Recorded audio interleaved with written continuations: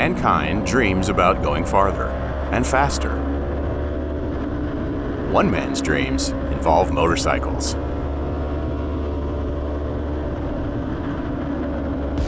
Racing, a metaphor for life, at least as old as the Apostle Paul, involving abilities, equipment, and motivation. Racing tests a person to their limits.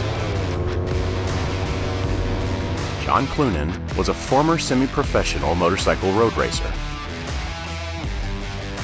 This is the story of a 15-year layoff. What does it take for John Cloonen to come back? Can he come back? What should he expect? John's story involves hardship, illness, and loss. My project this season I'm racing F Superstock in Wira for the first time in 15 years. I had a really rough divorce, took a lot out of me financially, and I just found myself without the money to go racing. Just about the time I thought that I could, like I was financially stable enough to go back and go race some more, I got cancer. I had a non-Hodgkin's lymphoma, a B-cell lymphoma, and that took about a year to get through that whole process. And it took a lot out of me. Physically, it took a lot out of me. And it kind of took my mind off racing again. I mean, I was, still street riding, and I did the occasional track day, but racing wasn't on the calendar, if you will. And then, flash forward a few years, and COVID hit, and about a month later I turned 50, and I was just like, what am I doing with myself? I need this thing in my life. I need to go race. I was a consultant for a very large company, Fortune 1000 company, helping them turn around some software products that had fallen on their face. And in that time frame, and that project got killed by COVID. It was actually April the 10th. It was a Friday afternoon. And I got a phone call from my contact at that company, and he says, "Hey, we're done." I was like, "What do you mean we're done?" I'm thinking like, okay, we're going to sunset this project. I got 2 or 3 more weeks. He says, "Well, so IT is shutting off all your access right now, and you can bill through the rest of the day, but after that, we're done." And I found out later that this company had let go of their entire global contractor population that day, 2,000 people.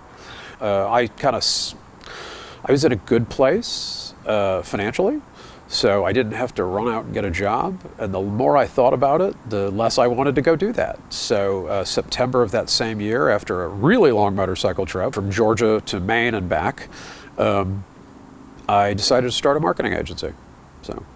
And we're in 7 days, that marketing agency turns 2.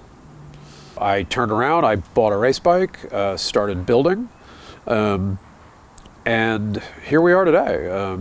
Most of us, when you hit a big number birthday, you start to reflect on some things. And 40 hadn't hit me too hard, though I was 2 years out of my divorce. I was a couple of years out of my divorce at that point, but things were okay. But I turned 50, and then my daughter's in college, and I was like, what am I doing? And there was no excitement, right? There was nothing getting me up in the morning other than running this company, which is great. I mean, but I still had an itch to scratch, right? Like racing was always in the back of my mind. A good friend of mine, who also was a racer, a guy named Steve Capelli, he had a massive heart attack a couple of years prior to that. It wasn't unexpected. It was his 3rd one. But he wasn't even 60.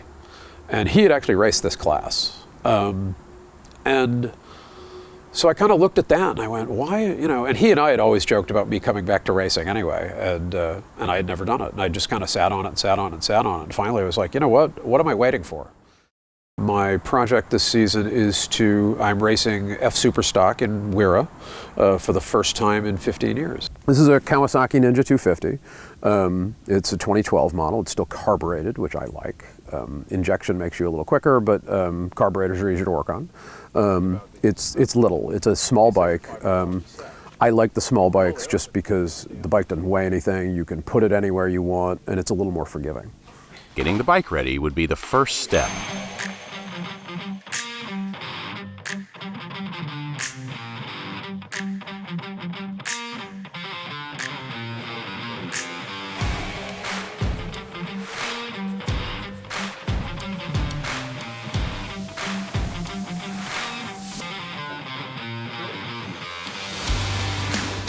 The bike was ready, or was it? The first test would be track day testing in Florida. How would he race after over a decade out of the sport? So track day's practice, right? It's you come here, you run 20-minute sessions at a time all day long, just to see how the bike's doing, or you just do it for fun. A lot of guys never go any further than a track day, right? They do track days, and that's their life. You'll get guys who come out here, and the big joke is always the guy who won the track day, right? It's like, you won the track day. There's no trophies, there's no purses. You're just here to try to, you're really out here to have fun, right? And just ride with your buddies, or if you're like me, and you just ride by yourself. So, but that's really there's nobody like the guy who wins the track day is a guy who gets to go home with his motorcycle in one piece. It's a community. Right? I have seen guys rebuild motors in the pits. It's like everybody wants the other guy to be able to go ride, right? And you get to know people, particularly you do this enough times, right? Like you get to know, there's 2 or 3 guys that I know here today. Guy I took race school with, guy that I know who flies down from Vermont to just to do this. So, it's really that's a big part of why I do this, actually, is I like the community here. It's a whole bunch of guys all doing the same thing, or, men and women, actually. To be honest, I feel like motorcycles is a very independent sport, so there's no way to really divide people up between genders. There's a female track day that happens once a year, but that's really it. And then there's, of course, female gangs, like biker gangs and stuff like that. And it's good to have the women's support there because there's so few women in the sport. But in general, we don't get treated much differently. There's not really any issues there. I just loved the idea of how much of a community motorcycles creates. It's like when you're walking through the park with a dog, everybody wants to stop and say hi to your dog and talk about dogs. And the same with motorcycles. Everybody wants to talk about motorcycles. So, and it's, it didn't matter if you were a woman or a guy or whatever. It was just if you had a bike, you were going to get talked to and people were going to hang out with you and say, well, you got a bike, you're cool, let's hang out. So it's just always been an equalizer in my mind. But also something where I feel like women can be sexy and enjoy it, but also equalize yourself with the men, and you kind of you can do whatever you want. It's you got the full range of experience. You can be as tough as you want, or as whatever. You can just be who you want to be. What are the requirements for a racer?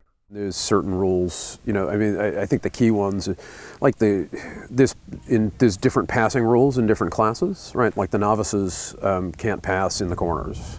Intermediate, you're supposed to keep 6 feet. And there's certain corners at this particular racetrack we're at, you're not supposed to pass at all, even in advance, because they're just fast corners, and if you screw that up, you're really going to get hurt. This is how you get to learn to race, right? Because you really don't want to buy a motorcycle, sign up for race school, and go race. Because 1, you're probably going to get hurt, and 2, you're not going to have any fun. Because part of the fun is being competitive, right? Well, you're not going to be competitive if you haven't practiced, and track days are practice. So, you have to take a licensing school, and the licensing school is basically do a track day, prove that that you're not going to kill anybody, and that you know the flag system, and you can pass a 30-question test. And that you understand starting procedure. So it's not terribly complex.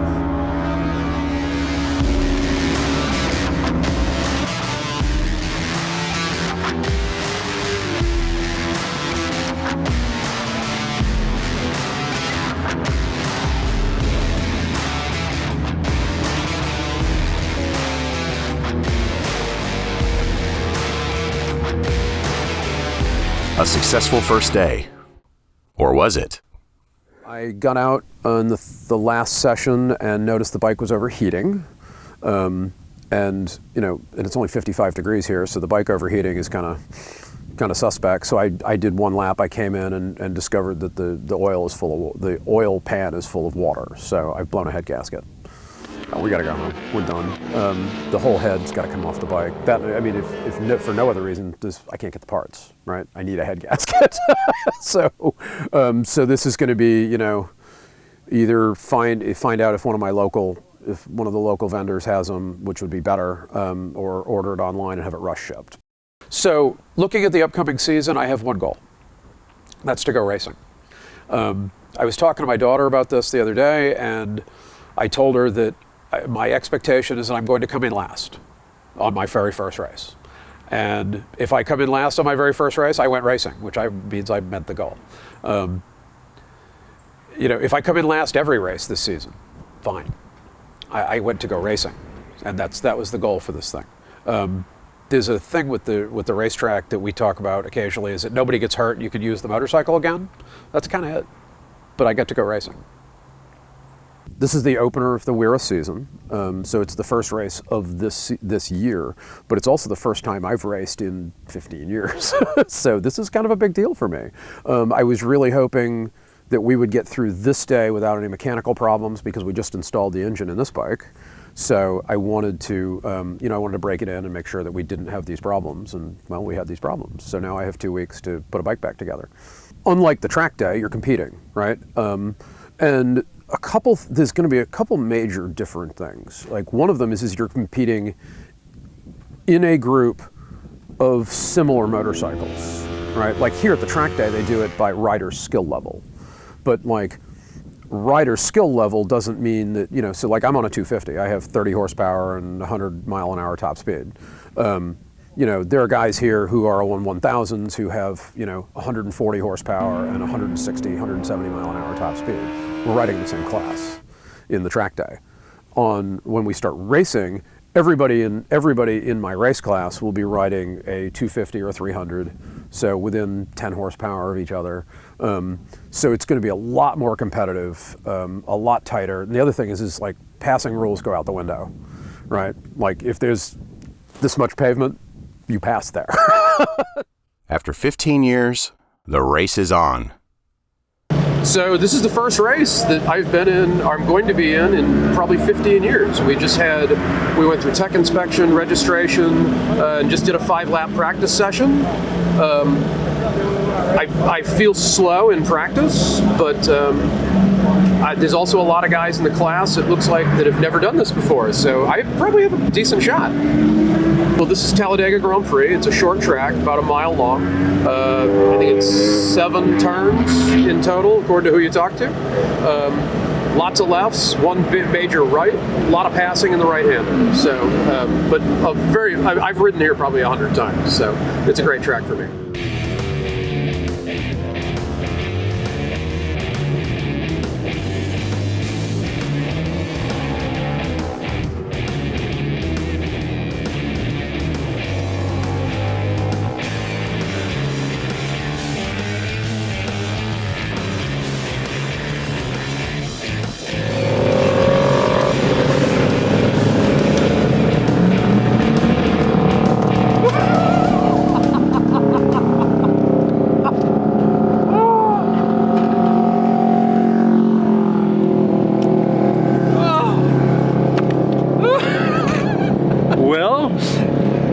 That was fun.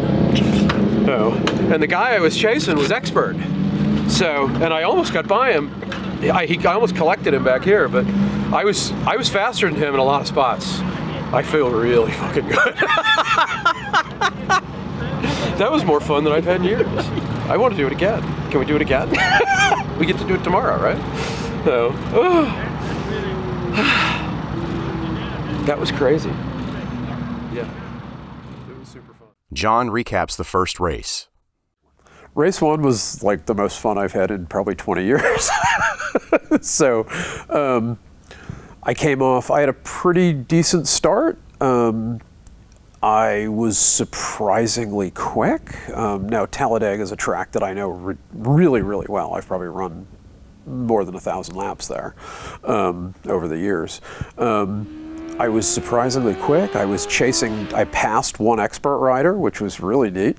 And I was chasing down one other person for the entire race, and I never could quite get him, but I ended up in 4th place, which was beyond my wildest expectations, to be honest with you. Based on John's first day, he developed a comprehensive plan for the race season. I can't imagine. It's still hard to believe that I'm doing it, right? Because it's been a thought for so long. But here we are, right? I finished a race. I actually, remembered how to do this thing, and I got a decent result. So, who knows? The next race at Roebling would not go so well. Roebling was a disaster. Conditions were lousy going in. It was raining when I got there. My tent leaked, which sucked too. That was not fun. For the overnight, and we went out in mixed conditions in practice. Mixed conditions meaning the track was partially wet, partially dry, which is the worst possible scenario. Frankly, it was just gross. I went out. But I was feeling good. I was feeling pretty good. Of course, my successes at Tally with 2 4th places for that weekend really kind of made me feel like I knew what I was doing. So I went out. We went out in practice, feeling pretty good. Went to set up a pass on 2 or 3 people up the inside. I hit a bump in turn 6 and just slid off the damn track. I probably slid. And of course I was on the inside of the track, so I slid from the inside to the outside on my face, so just completely destroying my visor, messing up my helmet. Of course the bike got messed up, ripped the muffler off, the whole belly pan's full of sand. It's just, and then once I stopped sliding, I started tumbling, and I tumbled a good 65 feet. I was okay. The visor on my helmet was destroyed. My right glove was messed up. The bike was pretty messed up. I ground through the end of a clip-on. I screwed up the muffler. And then again, just general bodywork crap. But I got it, but I'm like, okay, it's practice. I got it all back together. I actually stopped, got it all back together, borrowed some pieces, actually borrowed a helmet visor from a guy who had the same helmet that I did, which was unbelievable. Managed to pass tech again, got out on the race, got out on the grid. We went out to the green flag drops, and I give it the gas and nothing happens. I actually get tagged on the right hand. Somebody hits my right handlebar coming by me on the start. The bike does finally start moving, but I have no power. I have blown an engine. So I managed to, I got maybe 100 yards, up to the first corner station. I pulled off the track, told the corner workers that the bike wasn't going anywhere, and that was my weekend.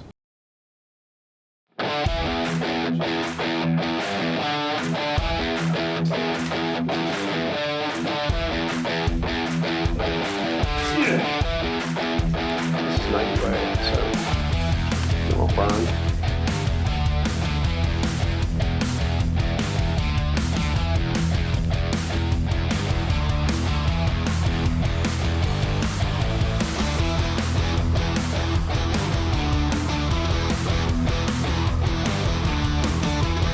The other day, nobody does it anymore because of this stuff.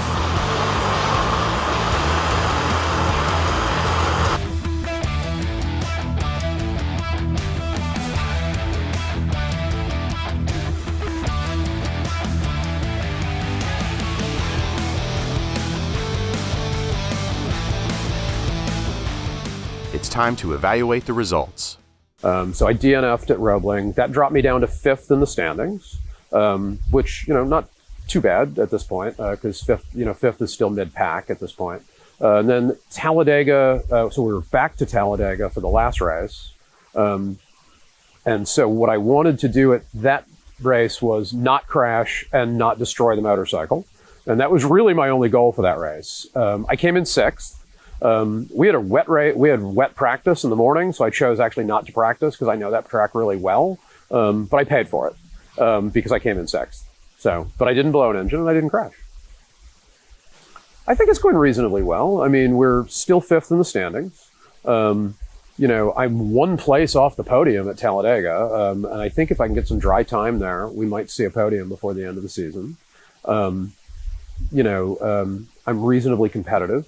The bike's a little slow. I'm down on horsepower from kind of everybody else because most of them run 300s, and I'm running a 250, so I'm down 10, 12 ponies on everybody. But I feel good about it. It's been good. His mid-season status is worth noting.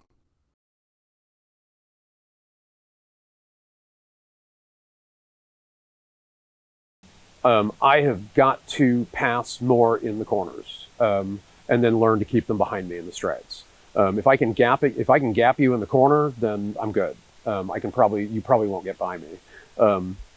If I can't get you in the corner, you're going to lose me on the straight, and then I've got to do all the work again. So the next races, we're at Road Atlanta at the end of May, of Memorial Weekend. We're at Talladega, we're at Carolina Motorsports Park in June. And the rest of the season I'd have to look up, honestly. But I know we're at Barber in there somewhere. We're at Roebling again. We're at Talladega, I think 4 times total, 4 weekends total. So we'll be back there again as well. So.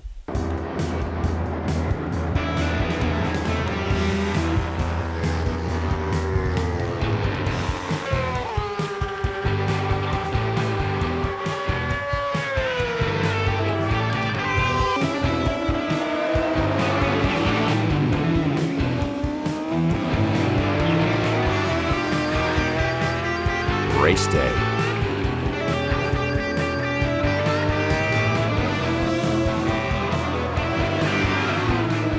It all comes to a head today. The racers and the machinery are put to the ultimate test. What does John expect? So I was 5th in the championship coming into the weekend. Somehow I managed to get. I was on the front row in my race class for yesterday's grid, which means that I'm still doing pretty well. So. And then I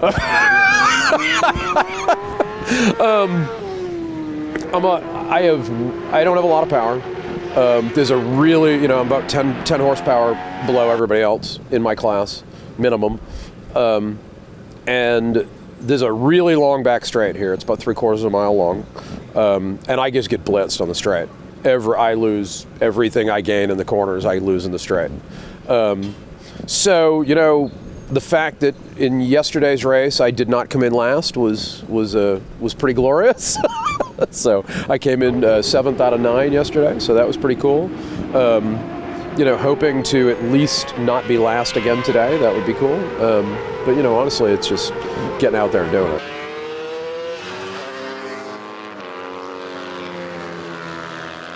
I'm still having a ball.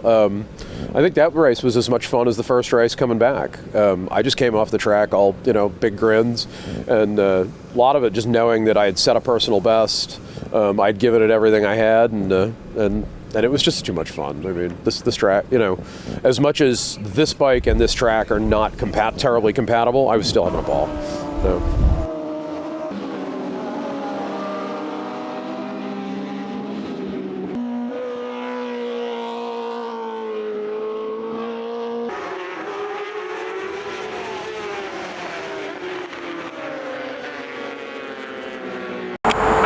okay.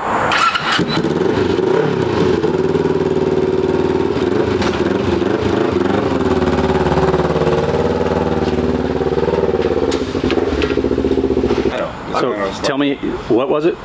31 horse. 31 horse. How do you like that, John? I'm pleased. That's a pony and a half more than it did on the DynoJet dyno. Well, I can make it say whatever you want. So the R3s in street trim make 42 horsepower, and we're making 31. So You probably would have got. I probably could have got 32 out of it if I'd have just kept it. on. Yeah, it's good. But it was slowing down. Yeah, I can see that. I could watch the thing and go, okay, that's enough. That's enough. Yeah.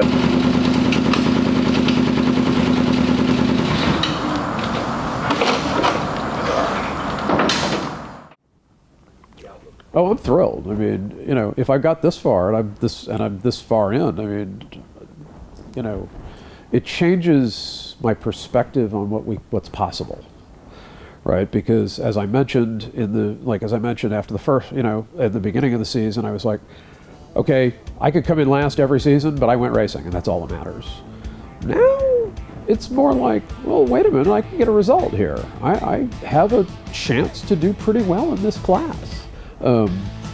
And you know, I'm a big underdog because of the smaller motorcycle, but what the hell, let's go for it, right? I'm doing better than I thought I would, and it's really, I don't know, it's changed my outlook on who I am a little bit. It made me realize a whole lot of things. One of which is that I never I should have come back to racing probably 10 years earlier. But hey, you know, we all have our problems, right? And that wasn't really a possibility. But it's also just it's made me feel more like the man I was back then, like, you know, 15 years ago. You know, I'm a little more confident. I've got a little swagger, and I get to go do this cool thing that a lot of people don't ever even think about trying.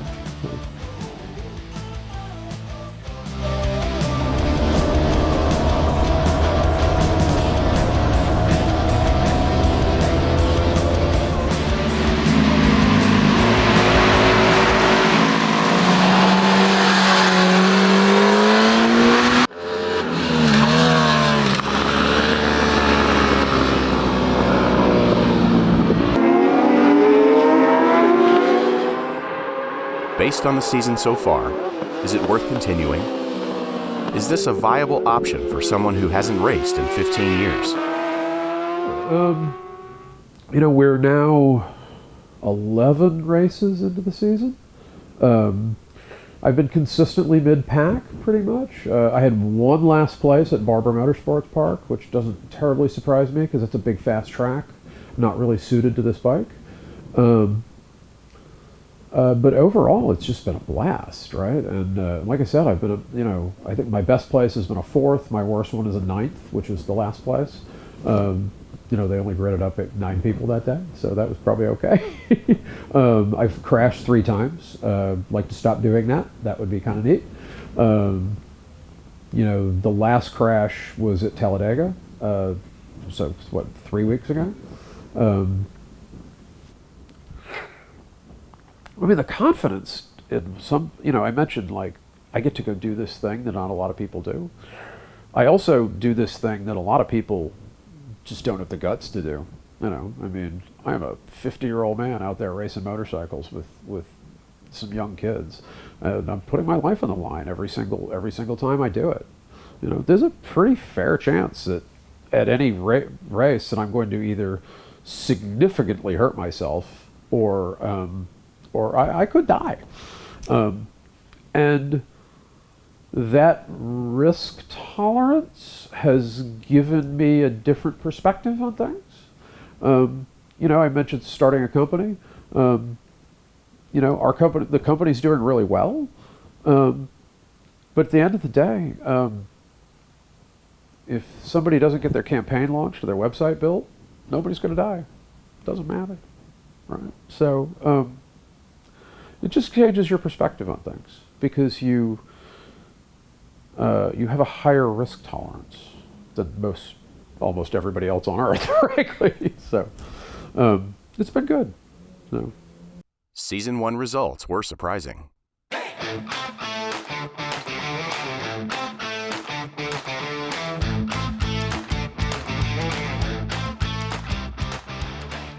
What are John's thoughts on his racing comeback? You're missing out, man. There's nothing like it. You're missing out. I mean, and you know, the thing that I hear a lot, well, that's not safe. No, well, no shit, it's not safe. You know, or you could die. Yep, sure can. You know what else could die? How else I could die? I could slip and fall in my bathtub too. I think I'd rather go out on the track. So, you don't have, you know, a lot of the stuff I've been through to get here has shown me that you don't, tomorrow's not guaranteed, right? Is, you know, you could be like, oh, you know, in 5 years I'm going to go race motorcycles. You may not be here in 5 years, homeboy. Do it now. Make it happen. Because, again, you're not guaranteed anything. And you're missing out. So, you know, why miss out? I think initially when they first told me I was clear, I didn't quite believe it. Just because, you know, I mean, I've been through all this stuff, you know, chemo and radiation, and this big thing on my neck, and I was like, okay, is it now? But the other thing is like, then also is it going to come back? And I worried about that stuff. And after about 6 months of that, I was like, what the hell am I worrying about? There's nothing, if it comes back, okay, I can't do anything about it. And I have, interestingly, there's a guy who, he and I went through the cancer journey like 6 months apart. Same cancer, too. And his name's John, too, strangely. And he made a different decision. He chose to define himself by his cancer. Like, he started a cancer charity, and it, like he defines himself as a cancer survivor. I kind of don't. It's something that I did, something that I lived through. It certainly changed my perspective on things, but it's not how I define myself. If I had to define myself as, you know, a road racing marketer, you know, but I'm, you know, cancer is something that I just did, or I had to do.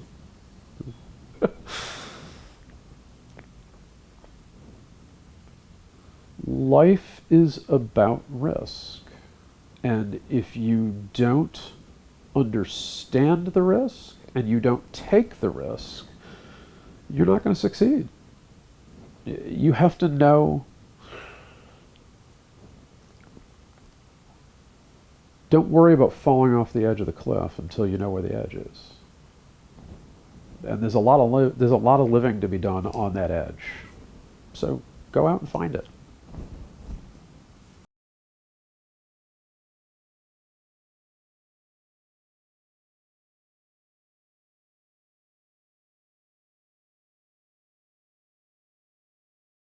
So at the end of season one, the 2022 season, I finished fourth in the Southeast, which is my main region, but I also I won Mid Central, which was stunning. I didn't really expect to win a region in my first season back. So overall, really a pretty good, like a great way to end the season.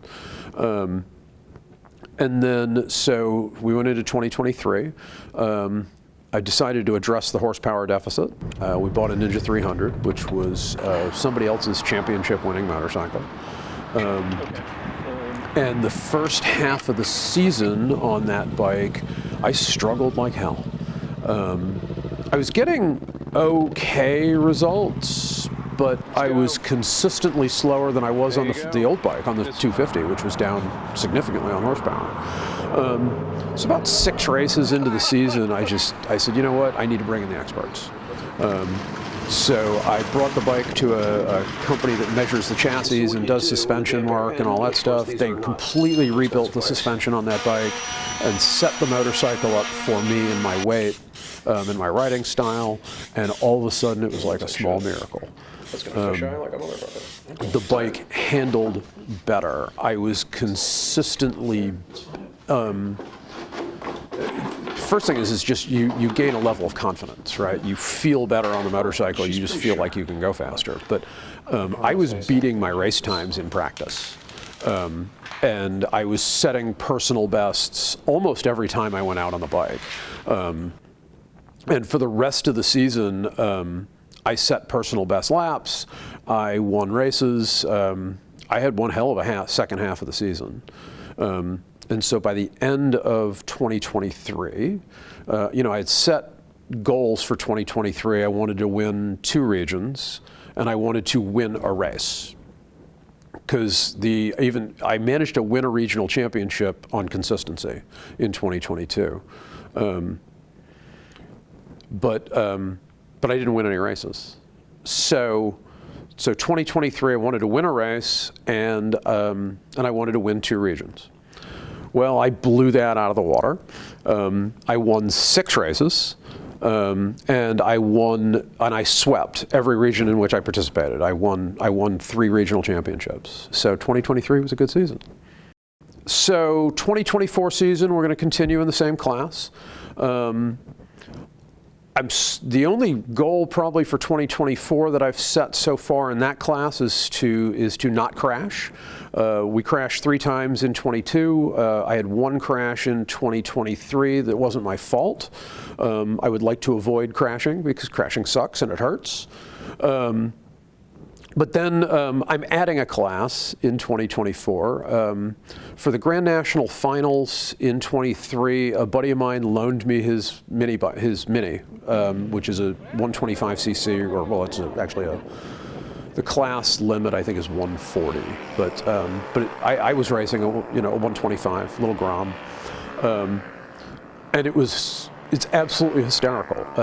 It's the bikes top out at like just shy of 70 miles an hour. You are flat out for the entire race. You're doing things like, you're doing the Raleigh free down the straight because you can actually hear the revs come up on the motorcycle. And I was hooked. I was like, okay, we got to do this. So this past weekend, I bought a Benelli 135, TNT 135, which is class legal for that class. So we'll be adding mini class to the fleet in 2024. When I started this journey, I realized, that there was something that I'd been missing, right? And of course, that's kind of cliche, but there was a lot of things I realized coming into the season. One of them that was really funny was, I looked at my girlfriend and my daughter one day, and I said, "My God, man, I am super competitive." Like just attitude competitive. And they're both looking at me like, "And you're just realizing that now?" I was like, yes, absolutely. So just kind of having that personal realization of how competitive I actually am, and how much I missed having that element in my life, because racing was the outlet. Racing had always been the outlet for that. It's just such but it's so fulfilling. I mean, it gives you such a rush to just be knowing that you're going head to head with somebody. You're essentially on the same machinery, and they might even be on something better, and you're still winning. There's something super cool about that. But it's been pretty fantastic, and then just seeing the steady improvement and realizing I haven't forgotten how to do this, has been super cool. It's been really fun. Okay.